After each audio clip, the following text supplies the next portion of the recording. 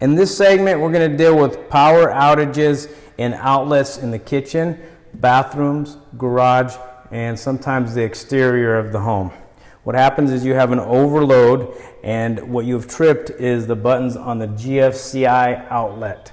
You can find those in the kitchen, bathroom, and sometimes on the back wall of the garage.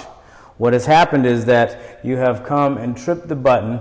So on the top, you can identify these with two buttons. On the top is a reset button.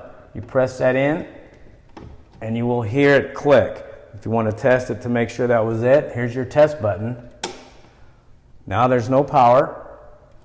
Push the reset button in, you should hear it click, and that will restore power for you.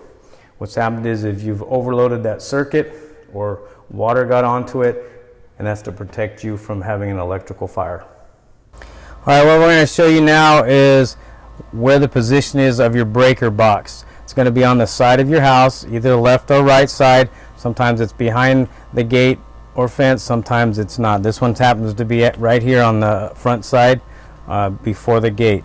You want to open up the lid here, and it's going to sit up on its own. So what these do, these are the electrical conduct electricity through the system of your house. So let's say that you have an overload in one of the rooms and you lose power in one of the rooms, but the rest of the house is fine. It's most likely a breaker.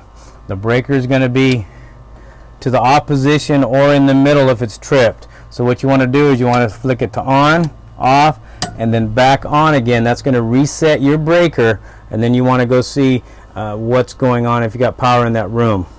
What's happened is you've used too much electricity, and the safety mechanism of tripping the breaker is to help you so you don't cause an electrical fire.